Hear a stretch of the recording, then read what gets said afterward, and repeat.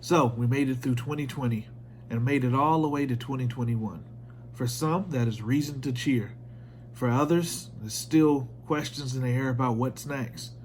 But regardless of which side of the fence you fall on, you still have to experience this life phenomenon called stress. Well, stress is kind of hard to avoid, considering the fact that there's good stress and bad stress. But today, I plan on giving you 3 tips on how to deal with the impact of stress in your life. So, sit back, relax, as I share today's perspective.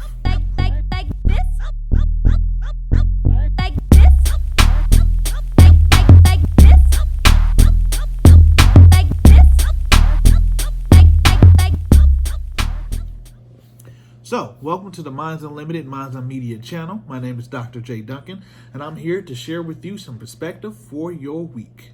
So, today's perspective entails 3 ways to lessen the impact of stress.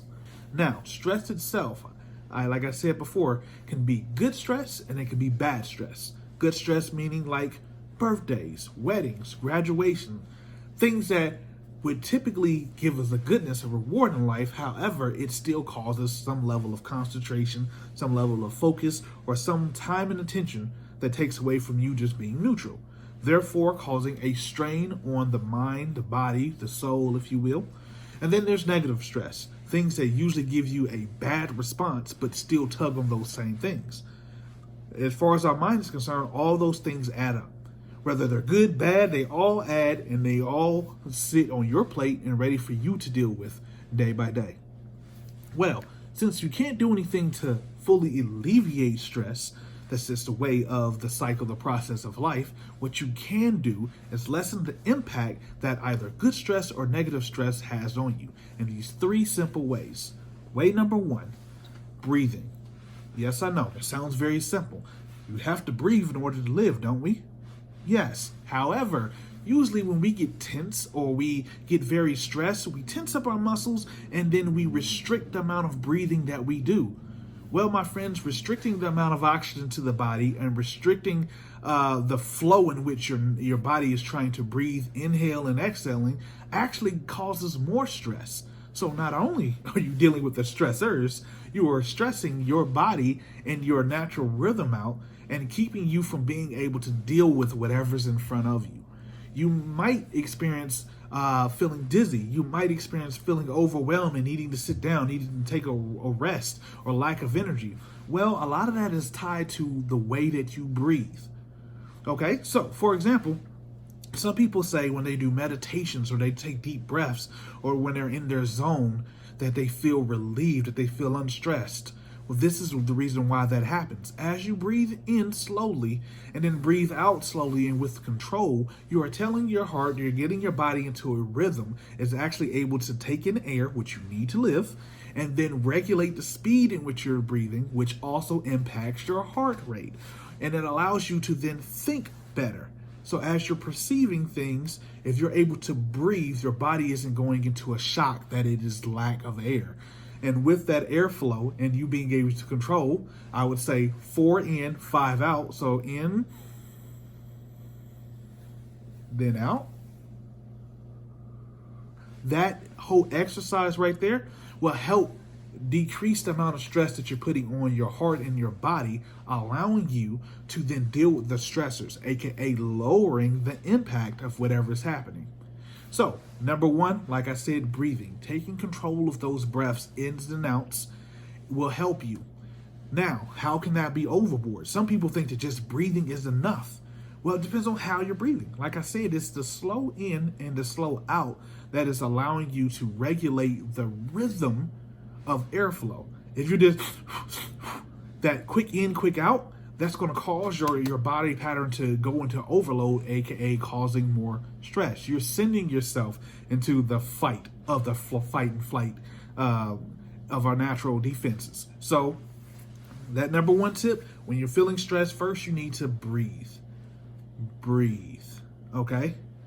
The second will be to decrease your body temperature.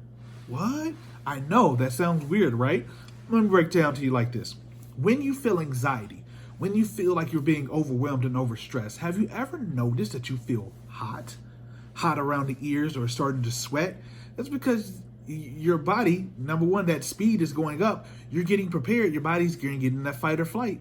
And allowing yourself to continue to go up in heat means that some people need to sit down. They feel like they're about to faint. They feel like they need water. It's because you're heating. That energy is building, right? So there's a manual way to try to impact the stress, and that is by cooling yourself down. Now, I know that sounds easy, but put it like this. If you are out on, let's say you're on a body of water, right? And the sun is beating down on you and it's getting hot. Well, a lot of rowers say put your wrist in the water, allowing your palms where your blood flow, where your pulse is, to experience the coldness, which will then communicate to the rest of your body. I know it's a mind hack. So with that technique, allowing yourself to cool your body down takes away from the heat that anxiety needs to continue to amp up. So no, you won't get rid of anxiety completely that way, but you can neutralize the speed in which the stressor is impacting you. So a stressor comes and you get off realm. You get taken off guard. Your breathing gets off. Your body temperature starts to go up. You start ramming up. So everything you do is in a heightened state. What I'm suggesting is if you get your breathing right, you're telling your heart, simmer down. And if you then regulate your temperature, allowing it to touch something cold to allow your body to say, whoo, we're cooling off, that takes away from that energy that usually is being fed to your anxiety or to the stress of the stressor itself, right? So those are the first two steps of lowering that impact. The last and final step that you'll need after you do the first two is the ability to think about the situation. A lot of times when we are stressed, we get overwhelmed, we begin to speed think. We begin to, oh no, I need to do one. No, I need to do two. I need to do three. I need to do four. And then you start to overwhelm yourself with your own stress. Let stress be stress. When stress comes into your life or a problem comes, allow that problem to identify itself, or for you to be able to put the variables in place, and then you solve it like an algebraic equation. You don't, oh, a new problem is here. I need to create another problem to solve this problem, to solve this, to solve this, to solve this. If you've ever taken a math class, you know that being unorganized in your problem solving means that the paper looks chaotic. And that's exactly how you feel when dealing with the situation. So when a stressor comes, no matter what it is, it can be something as you forgot where your keys are. I know that happens to me. Hit the thumbs up if that happens to you. Let me know I'm not alone. But let's say you lost your keys. Well, first, hyperventilating and losing your breath and passing out isn't going to help you find them. So first, breathe so that you can begin to, all right, wait a minute. I don't have my keys, except the fact I don't have them. I believe I've had them within the last 24 to 48 hours. It starts to formulate that plan while you're breathing. And while you're breathing, if you feel yourself super hot, sit down, cool yourself down, cool yourself off. Allowing your brain the ability to say, all right, well, what is the problem? What are the things that we have? What are all the variables? I don't need to know the solution yet. I just need to know what the variables are. And then lastly, solve the actual problem. Focus on the actual problem, not the nuances of the problem. Oh, I'm going to be late for work. Oh my God, if I lost the keys, I got to go pay for some new keys. Oh my God, if I lost the keys, I can't get into my car. These are all facts, but they're all byproducts of the fact of what? You don't have your keys. So what I'm suggesting is breathe, cool yourself down, focus on the actual problem.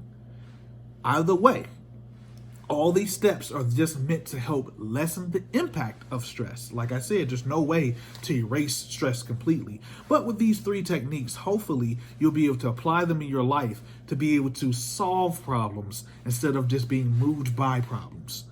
Sound good? So that's all I got for you today. It's a perspective of the day. Hopefully throughout your week or throughout your month, you're able to utilize these skills to help empower you to be able to solve some problems. So if you found any value in this video, please like, subscribe, leave a comment below. We would greatly appreciate it. And let me know if there are some other tips or tricks that you would like to know about. So as always, the smallest change in perspective can change a life. Until next time, peace.